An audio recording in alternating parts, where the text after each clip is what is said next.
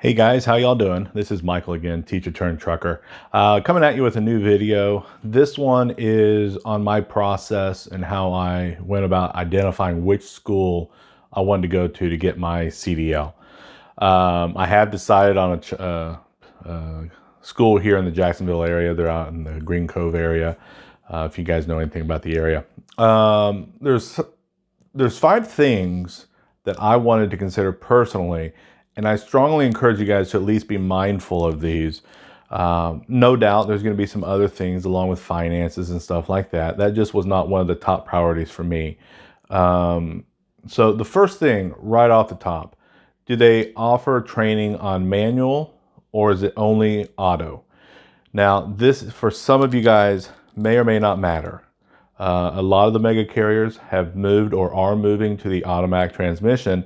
However, for me, it was a no-go. If they did not teach manual, I wasn't going to do it because I at least want the option later on down the road to drive whatever I need to instead of having to be parked maybe if my truck breaks down and the only thing available was a manual. So without having the restriction on my license, I will have that opportunity. However, if you train on a manual, you train on automatic, you test on an automatic, you are not allowed to drive a manual until you have the restriction removed. So number one, did they offer training on a manual or was it only auto? It doesn't matter if it's a 9-speed, 10-speed, 13-speed, doesn't matter. Manual is a manual as far as the DMV goes for your training, as far as I know. Number two is size of the class in the classroom. This is broken up into two because of the nuances for each of them. Inside the classroom, if you're going to have 15, 18 people, some classes 30 people, it's not as big a deal. Having been a classroom teacher, I know how to manage a class. I know how to direct the class. I know it can be done and can be done effectively by someone who's done it and they know what they're doing. So inside the classroom, it is an issue if you start getting up 25, 30 or more. And I know in some parts of the nation, this is the norm, or at least historically it was. Where I'm at, I'm looking at around 16 or so in a class. So for me, that's a bonus. But if they had been 25, 28, then I would have had to start really questioning some things and just making sure. So size of the class is inside the classroom. So number three, size of the class on the pad itself. That's where we do the practicing and the driving. This is not always necessarily going to be the same. Obviously, the trucks can only have so many people in them at one time. Most of the places will have a seat for the driver, a seat for the teacher, and then three tag-alongs in the back. I like a ratio 4-to-1, 5-to-1, something like that.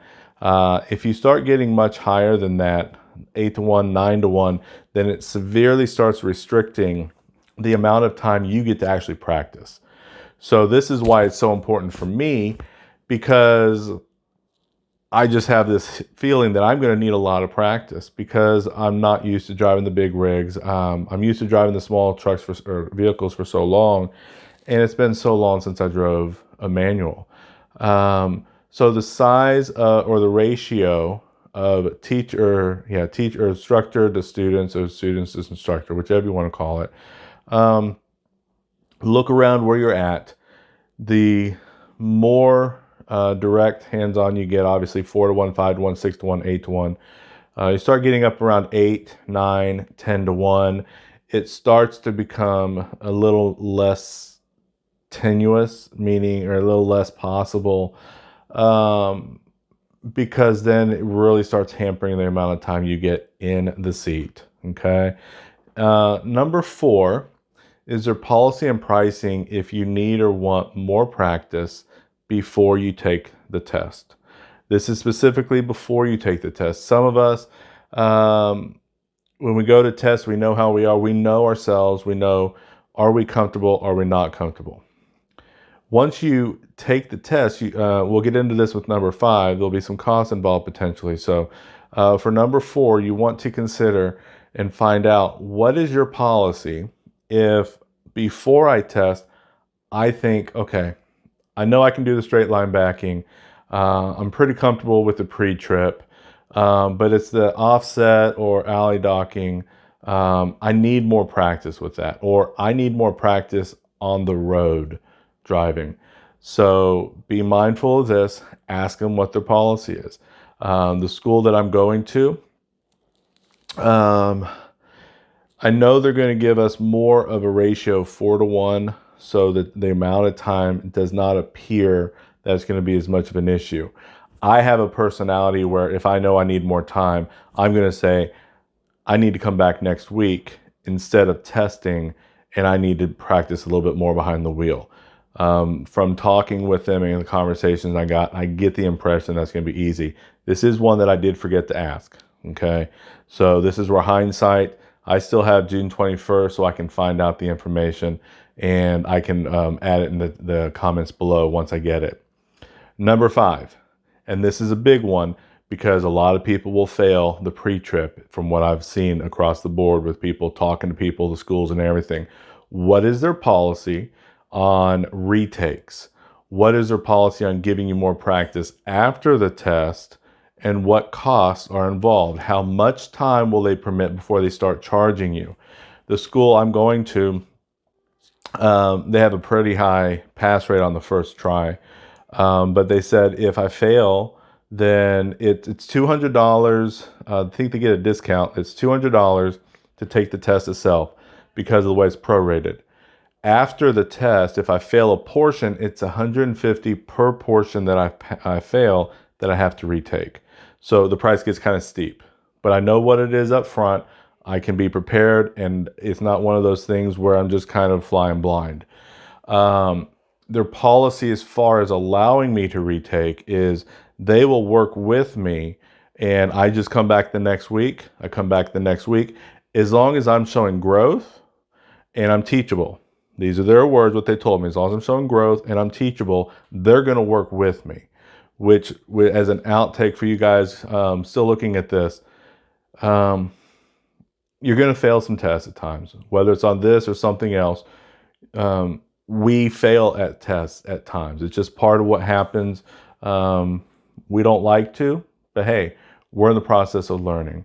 So maintain an attitude that's teachable. Continue practicing. Be receptive, and recognize that what is being said to you isn't attacking as criticism. It is to help you, to build you, to help you grow. So there it is, the 5 things that I took into consideration, well, hindsight, and I'm going to look at number 4, when choosing the trucking school that I'm attending. Hey guys, this is Teacher Turned Trucker. Just want to come back with a slight add-on to this. After I recorded the initial video, I realized I didn't ask for y'all's suggestions and inputs in the boxes below. Again, this is one of those things where region or state is helpful. So when you leave your comments below, please include the state or the region for the school that you're looking at. Sometimes even city, if you're in the larger cities and whatnot, that has schools that are limited just to those areas. So again, leave that information below. If you have any questions, you have any suggestions, you have any corrections, maybe you think something I've said is inaccurate, by all means, I mean, that's part of the learning process. So go ahead and share it with us. Again, this is Michael, Teacher Turned Trucker, and keep learning, guys.